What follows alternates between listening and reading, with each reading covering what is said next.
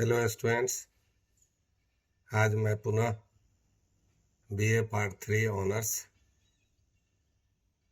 Paper 5 समाज मनोविज्ञान social psychology के प्रथम अध्याय के अंतिम जो सब टॉपिक्स है उस सब टॉपिक की चर्चा करने जा रहे हैं, जिसमें सोशल साइकोलॉजी का अन्य विज्ञान से यहाँ तक कि general psychology, personality psychology, anthropology, sociology, economics और पर्यावरण मनोविज्ञान से क्या संबंध है, इसकी चर्चा करेंगे कि समाज मनोविज्ञान किस तरह से आपस में एक दूसरे से एसोसिएटेड है और किस तरह से भिन्न है। इन सब चीज़ों पर भी हम गौर करेंगे। जैसा कि हम जानते हैं कि सामान्य मनोविज्ञान में सिद्धांतों की रचना, विषयों का अध्ययन करके लेबोरेटरी एक्सपेरिमेंट के माध्यम से ज़्यादा तवज्जो दिया जाता है, जबकि समाज मनोविज्ञान उसी अध्ययन को समाज के अंतःक्रिया, सामाजिक इंटरैक्शन के आधार पे करता है।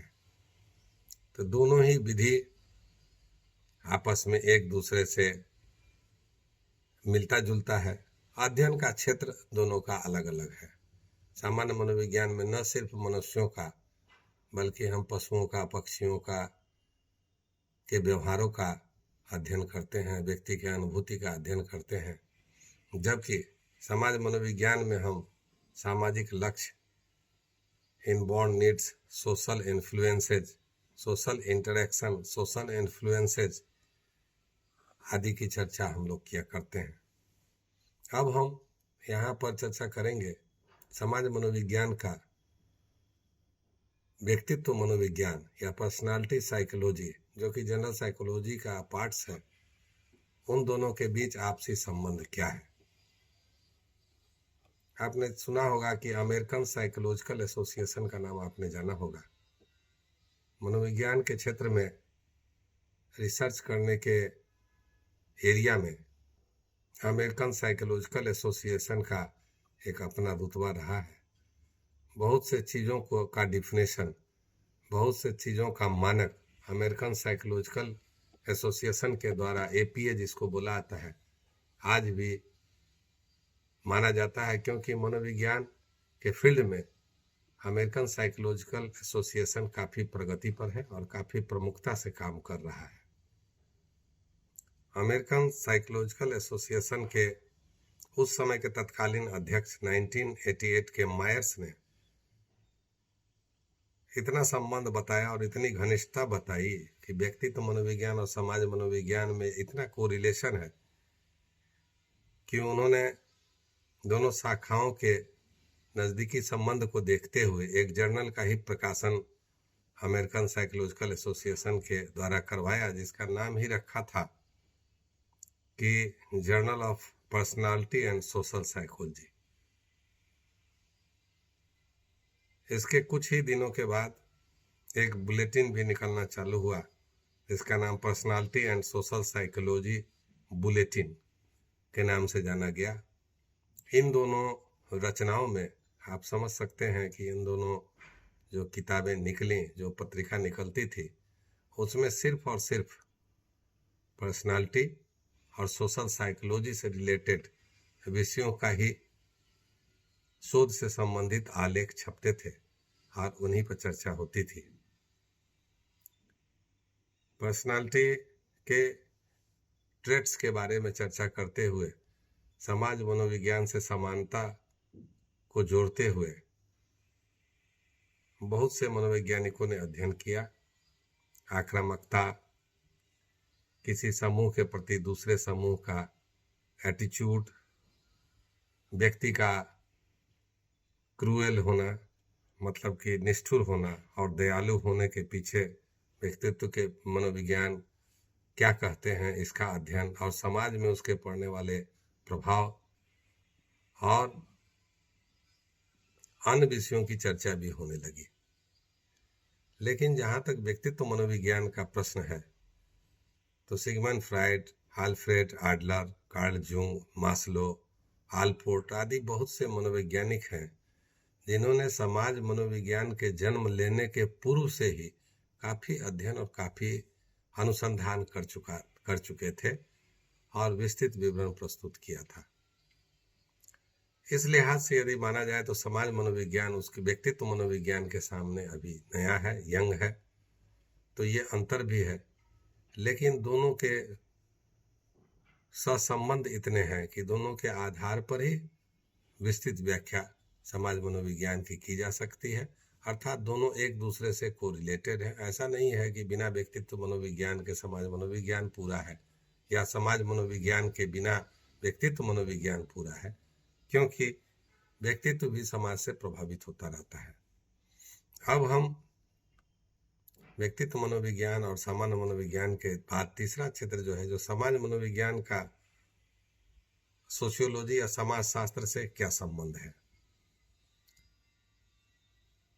दोनों का एक सब डिसिप्लिन के रूप में समाज मनोविज्ञान और समाज शास्त्र को माना जाता है।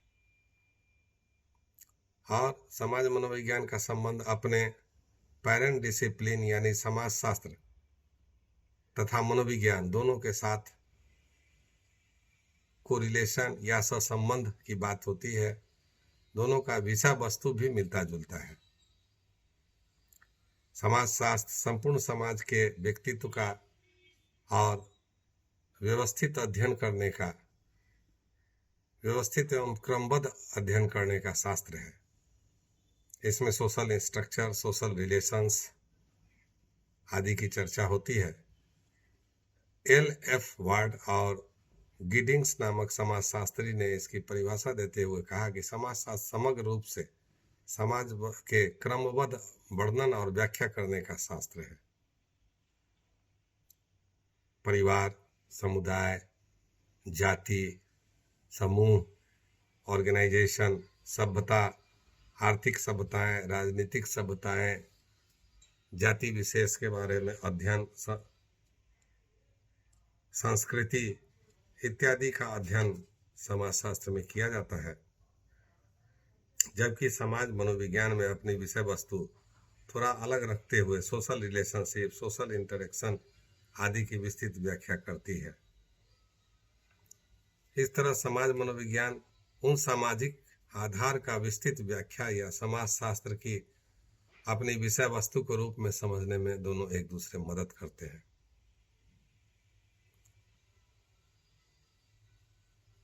अब हम यह भी देखते हैं कि जब सामाजिक अंतःक्रिया एवं भिन्न भिन्न सामाजिक संबंधों को समझने की जरूरत होती है तो एक समाजशास्त्री को आंकड़ों की, उसके सिद्धांतों का सहारा लेना पड़ता है और इसके लिए समाज मनोविज्ञान एक दूसरे का मदद करता है।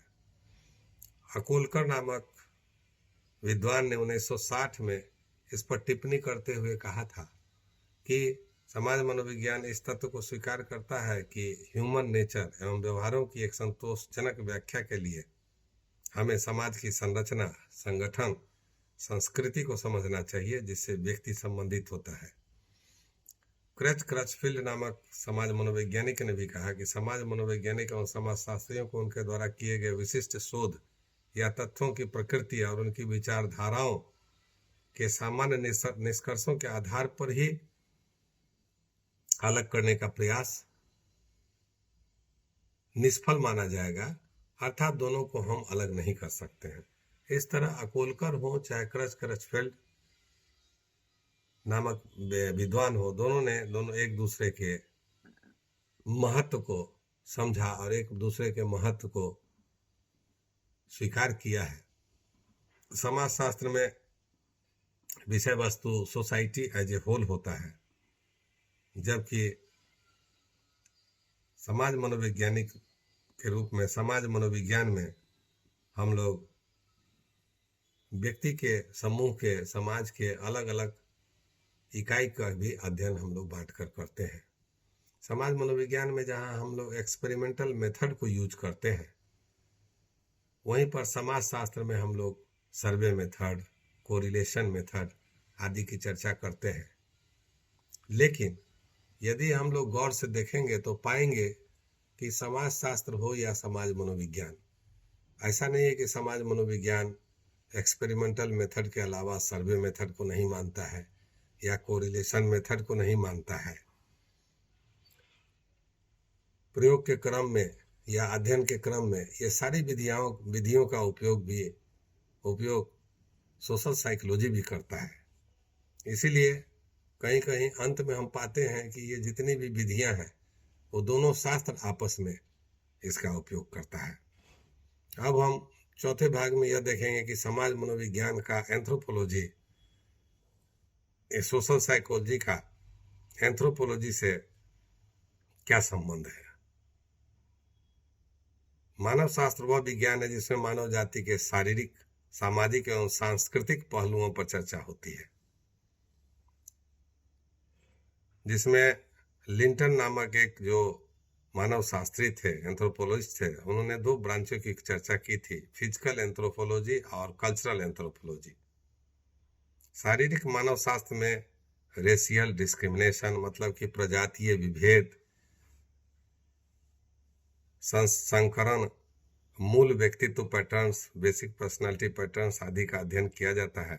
शारीरिक मानव शास्त्र के इन सारे पहलुओं का प्रभाव व्यक्तियों के व्यवहार पर किस तरह से पड़ता है, इसका अध्ययन और विषय वस्तु समाज मनोविज्ञान से संबंधित होता है। दूसरी तरफ शारीरिक मानव शास्त्री अपनी विषय वस्तु जैसे प्रजातीय विभेद तथा मूल व्यक्तित्व पैटर्न को समझने के लिए समाज मनोविज्ञान के शरण में जाता है और उसके सिद्धांतों, उसके अध्ययनों को आत्मसात करता है। कल्चरल एंथ्रोपोलॉजी में मानव के सांस्कृतिक पक्षों के अध्ययन पर अधिक बल दिया जाता है। कल्चरल चेंजेज, मानव के धर्म, विश्वास, रीति रिवाज आदि का कैसे विकास हो, इसका अध्ययन कैसे विकास हो या कैसे विकास होता है, इन सब चीज़ों के सांस्कृतिक मानव शास्त्र के अंतर्गत ही अध्ययन किया जाता है। समाज मनोविज्ञान के लिए भिन्न भिन्न पक्षों का अध्ययन करके उसका आंकड़ा एकत्रित करना और उसके आधार पर विश्लेषण करना उसका उद्देश्य हो जाता है। तो देखते हैं कि जब कल्चरल डिफरेंसेज या कल्चरल लैग की चर्चा एंथ्रोपोलॉजी में होती है तो उससे संबंधित अध्ययन सिद्धांत हमारे समाज मनोविज्ञान में बनाए जाते हैं। तो इस तरह से यह स्पष्ट होता है कि दोनों शास्त्र एक दूसरे से कोरिलेटेड है। एक जगह सिद्धांत बनता है, दूसरे तरफ उसकी व्यवहारिक व्याख्या करते हैं। परंतु हम देखेंगे कि इन दोनों के बावजूद, इतनी समानताओं के बावजूद एंथ्रोपोलॉजी और सोशल साइकोलॉजी में डिफरेंसेज है।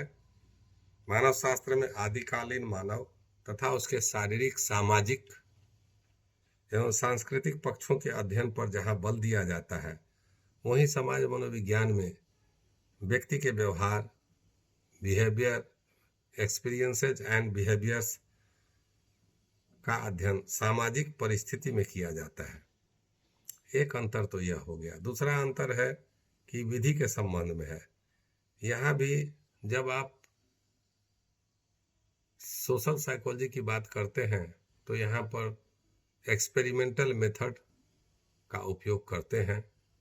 हम लोग विभिन्न चरों को अपने आवश्यकताओं के अनुसार घटा बढ़ा करके उसमें मैनिपुलेशन करके और पड़ने वाले प्रभावों का अध्ययन करते हैं, जबकि समाज शास्त्र के अंतर्गत हम लोग सर्वे मेथड और खासकर ऑब्जर्वेशन मेथड का अध्ययन करते हैं।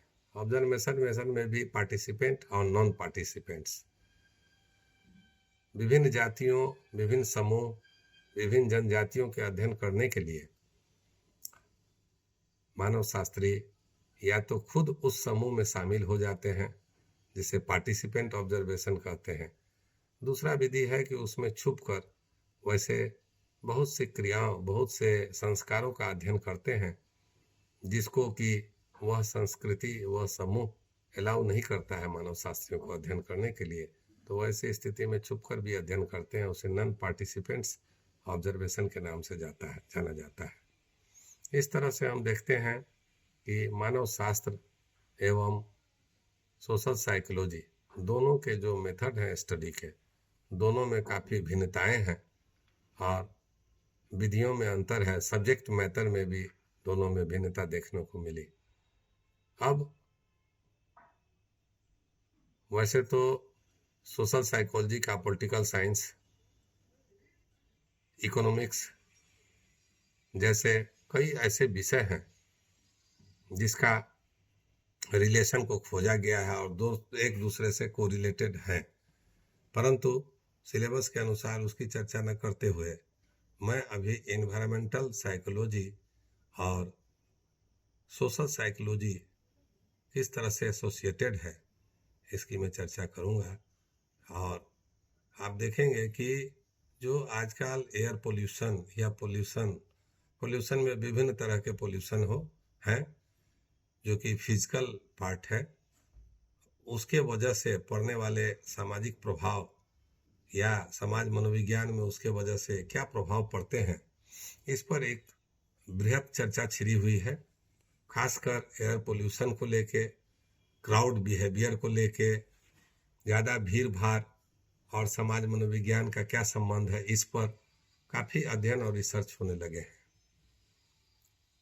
एयर पोल्यूशन की जहाँ तक बात है, वह हमारे पूरे समाज के चिंतन को, इंटरेक्शन को प्रभावित कर रहा है।